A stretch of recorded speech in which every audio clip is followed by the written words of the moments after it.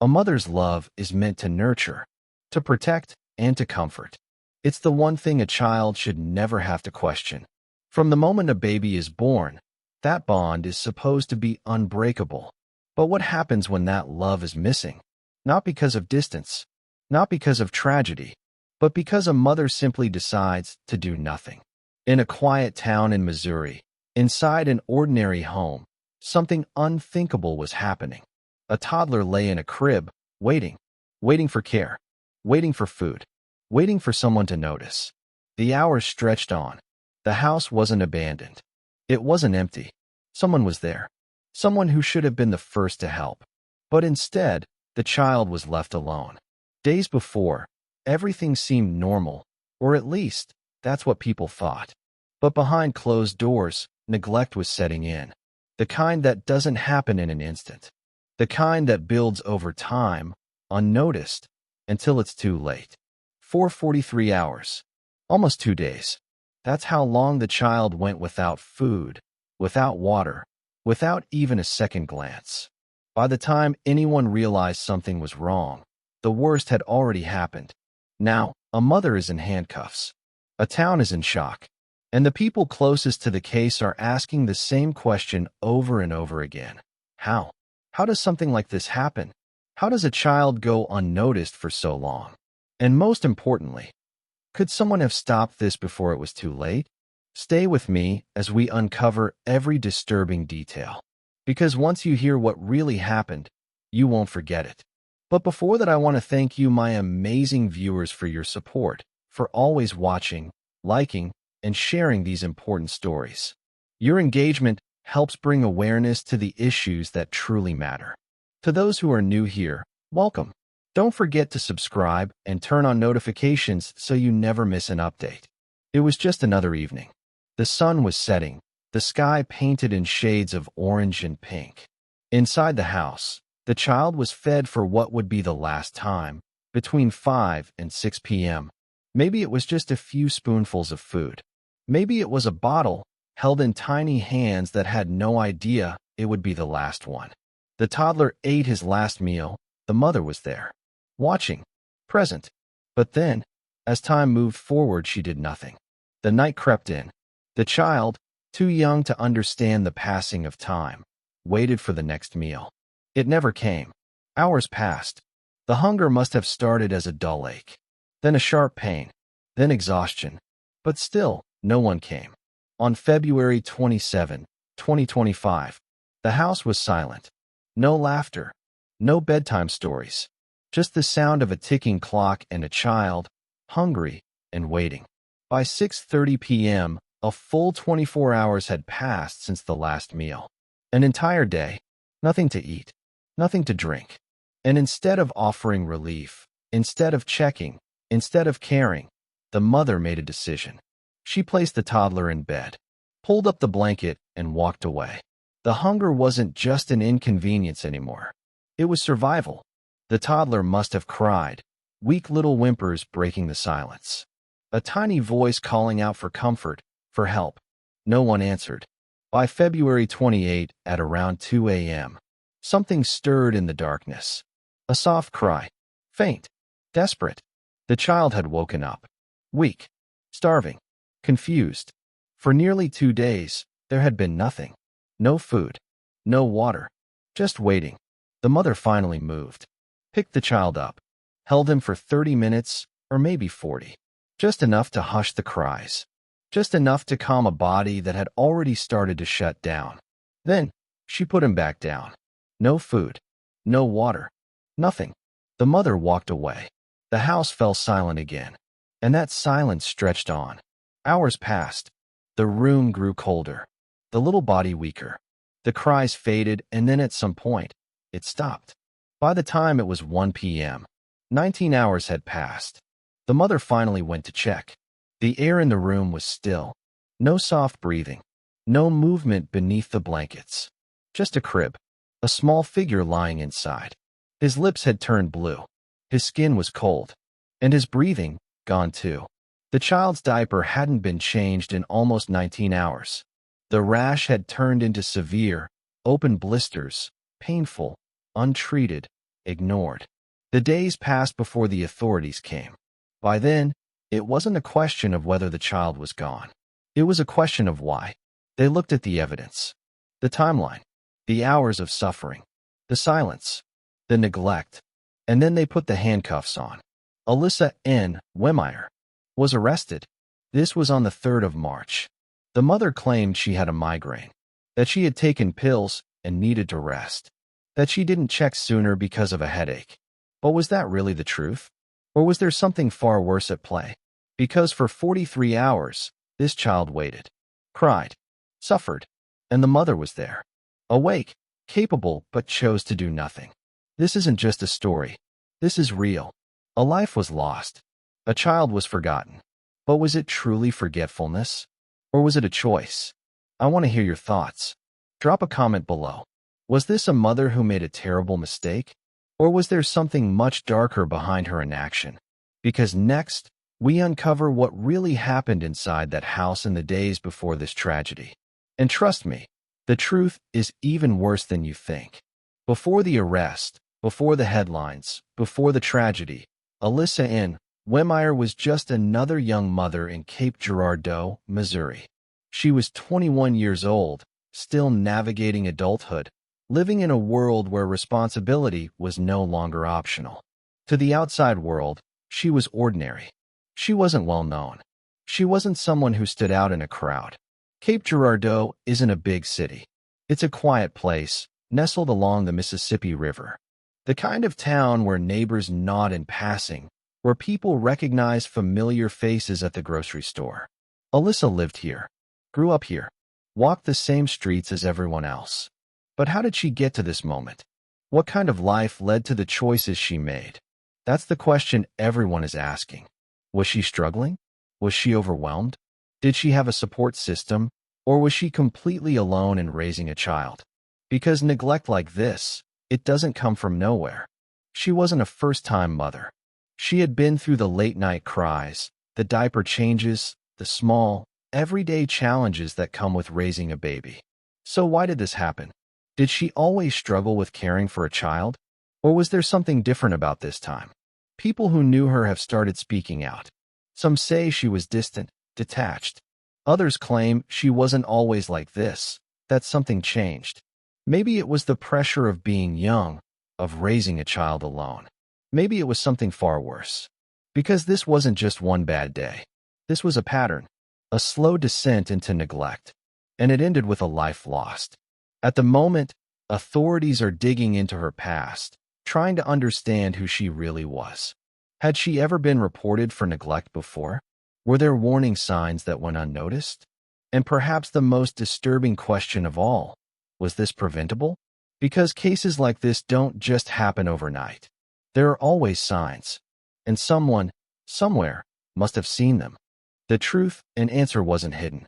It was written in the body, in the evidence left behind. When the authorities ordered an autopsy, they weren't just confirming a cause of death. They were uncovering a story, one the toddler could no longer tell. The findings painted a grim picture: severe malnutrition and dehydration. It wasn't just a lack of food. It was prolonged starvation. The body had been without nourishment for far too long. Inside the stomach, the medical examiner found almost nothing. No solid food. No milk. Barely any trace of sustenance. Nothing. The organs told the rest of the story. The body had started consuming itself, pulling energy from its own reserves, trying to survive. But there was nothing left to take. And in the end, it wasn't enough. The outside of the body showed signs of suffering, too. The toddler's skin bore marks of prolonged neglect. The diaper rash was severe, far beyond what any child should ever endure. Blisters had formed, raw and painful. The skin had broken open in places, untreated, left to worsen over time. The pain must have been unbearable. Yet for almost 19 hours, no one came to help. No relief. No care. Just suffering, alone in a crib. The medical examiner determined the cause of death: dehydration. The child's body had simply run out of time. By the time the mother checked, it was far too late. The damage had already been done. And now, The facts stood as undeniable proof. This wasn't a sudden accident. It was slow. It was preventable. It was fatal neglect. A life too young to understand what was happening, yet old enough to feel every moment of it. This child didn't die in an instant. It was a process, an agonizing countdown. The medical report doesn't just confirm the end. It reveals the suffering. And as investigators dig deeper, one question remains. Was this a mother too overwhelmed to act? Or was this something even worse? The law doesn't just exist to punish. It exists to protect. When a child is hurt, when a life is lost, the legal system steps in, searching for accountability. But in cases like this, where does accountability begin? And more importantly, where does it end? Missouri's child abuse and neglect laws are among the strictest in the country, designed to safeguard the most vulnerable. The state recognizes different classifications of child abuse: physical harm, emotional damage, and neglect.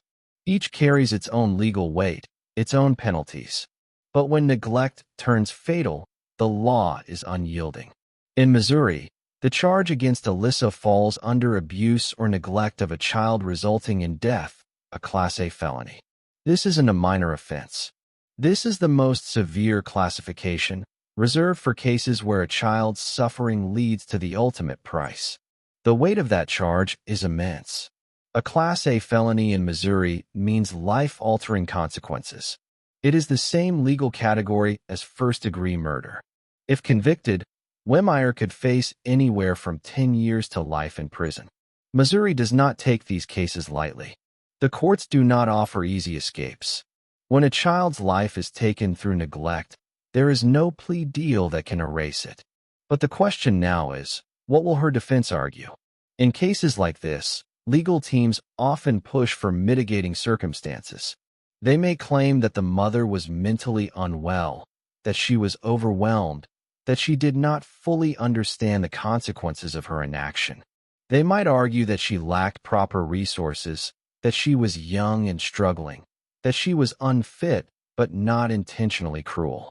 The prosecution, however, will focus on one undeniable fact. The toddler suffered for nearly 2 full days before death. There were hours, opportunities, countless moments when this could have been prevented. This wasn't a single lapse in judgment. This was a sustained absence of care. The autopsy confirms it. The evidence supports it. And Missouri's legal framework ensures that cases like this do not go unpunished. And the courts have little patience for excuses when it comes to child deaths. And Missouri's sentencing guidelines for Class A felonies leave little room for mercy. If convicted, Wehmeyer could spend the rest of her life behind bars. No parole, no second chances. The legal system now holds her fate. But justice, true justice, is not measured by a prison sentence. It is measured by whether the suffering of this toddler leads to change. Whether laws are enforced more strictly, whether people start paying attention to the warning signs, whether another child is saved before it's too late. Because the law may punish the guilty, but it cannot bring back the innocent. The news of the toddler's death spread quickly through Cape Girardeau, leaving a trail of disbelief and sorrow. In a small community where people know their neighbors, where familiar faces pass each other in grocery store aisles and at local parks, the thought that something so tragic could happen so close to home was almost too much to process. Local authorities held a press conference, their voices measured but heavy with emotion. The police chief, a man with decades of experience, looked out at the crowd of reporters and residents, his expression a mix of frustration and grief. "This is a heartbreaking case," he said. "No child should suffer like this. No parent should ever allow it to happen. And no community should have to bear witness to it." For many in Cape Girardeau, it wasn't just a crime. It was a wake-up call. People who had once assumed that child neglect was something distant, something that happened in places far removed from their own lives, were now forced to confront a terrifying truth. It had happened here, right in their own city. The reactions were swift. Some were filled with anger. How could a mother let this happen? How could no one step in? Others felt guilt. Did they miss the signs?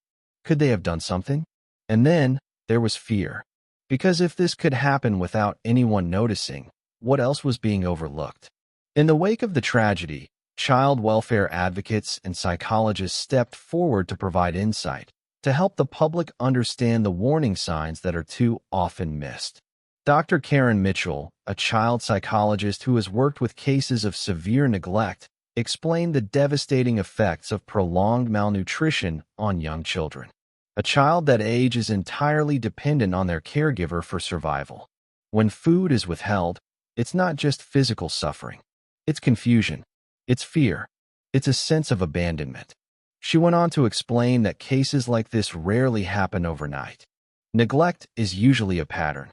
It begins with small things: a missed meal, a late diaper change, an unattended cry. And then, slowly, it escalates. It becomes a cycle.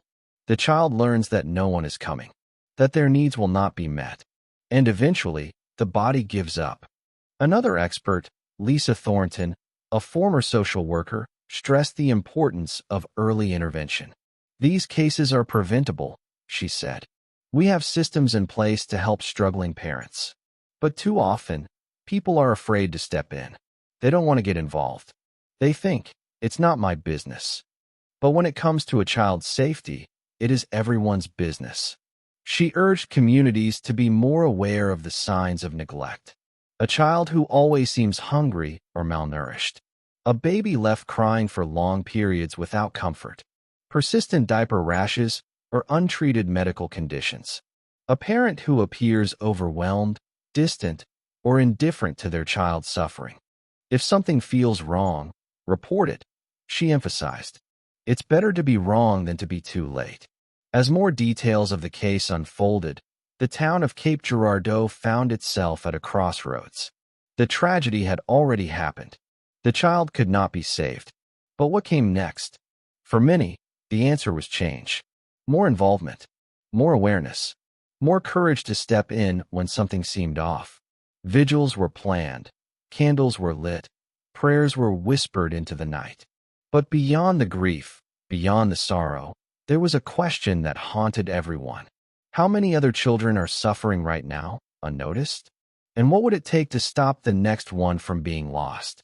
The legal battle surrounding Alyssa is just beginning, but for many, the weight of the case is already unbearable.